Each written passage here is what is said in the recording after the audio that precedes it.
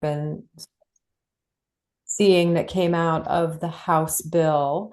But on the positive side, obviously, the amendment passed that removed that pesticide liability shield. Of course, we'll hear more a little bit later from Peter around the Supreme Court and then the protests that went around that. So we'll hear a little bit more.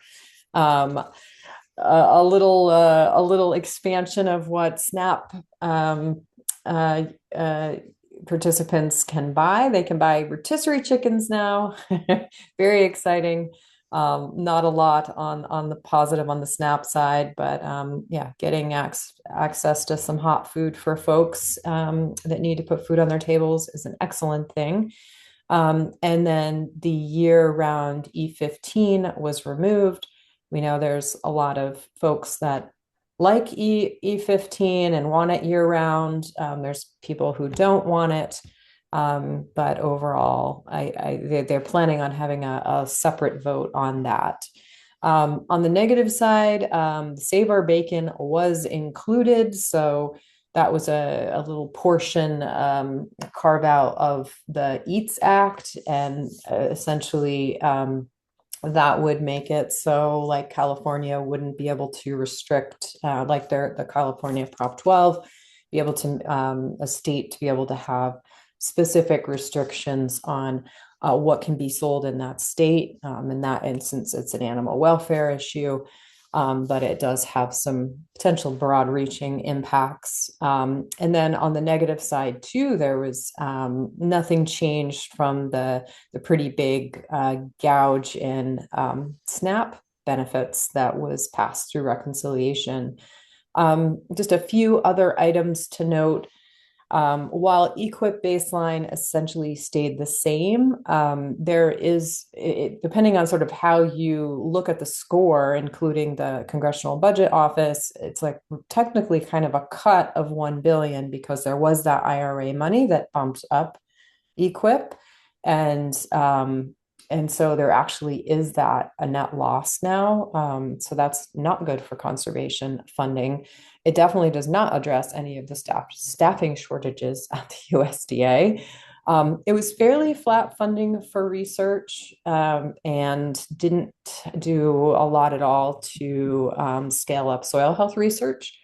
And then there was some changes in hemp. I wasn't tracking those very closely, but I know that there was some positives and negatives there. I know for industrial hemp, there was potentially some positive changes, but any on the CBD side or anything, there was some not good changes and something around the THC levels. And you know, there's a lot if anybody tracks that issue. There was fairly flat funding, but some modest progress for organic. I know that if you track in the organic programs, the National Organic Coalition had a really nice summary of you know what were some of the very modest wins, but overall it was very flat funding for research, flat funding for the National Organic Program, no relief for rising certification costs, et cetera. And then finally, it just, you know, it didn't do anything to restore, sorry, I have a typo there. So many of the important programs, the Trump administration. Oh, I have lots of typos there. Canva, it doesn't correct typos. Um, Don't worry about it, Erica. yeah, but so many of the great programs that had been put in place by Congress in past farm bills and past bills were or by that administration were not added back in. Anything else that you noticed on the good or the bad, the good, the bad, the ugly of this House Farm Bill? Composting and food waste. Yeah, Chris, do you want to share about that real quickly? Sure. Yes, the composting and food waste reduction program, which was not formalized as a permanent program, Brownlee was able to put in language to make this a permanent part of program. So you definitely have a lot of the negatives there. Definitely concur and agree with all those. But it's one positive at least that we are looking at, and we'll be working with the compost caucus and trying to get that maintained. But hopefully these other improvements will also be made. Nice. That's good news.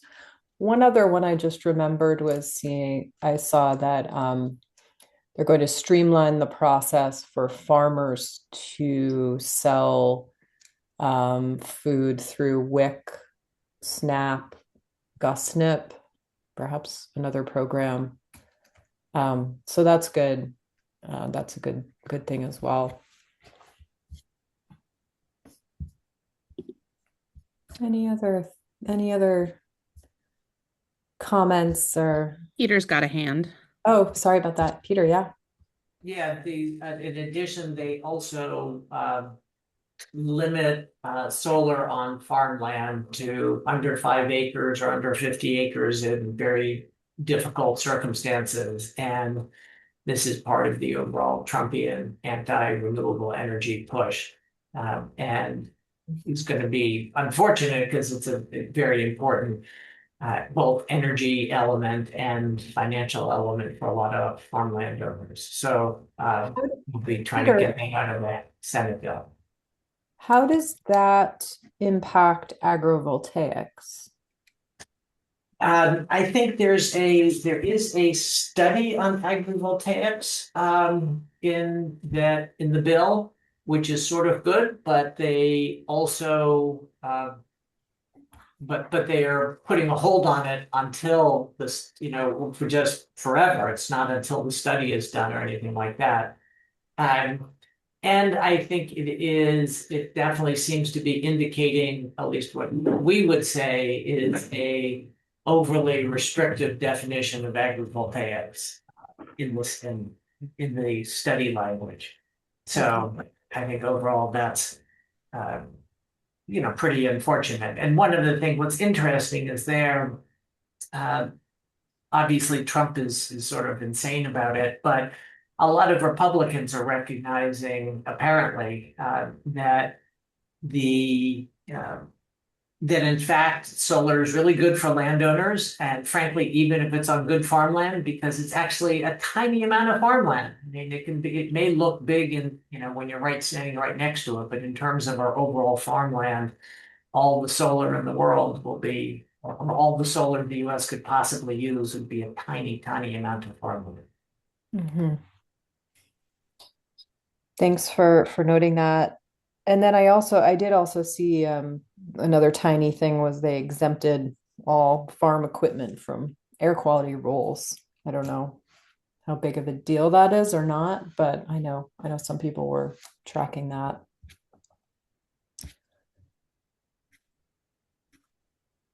Any other insights on the bill or thoughts, comments?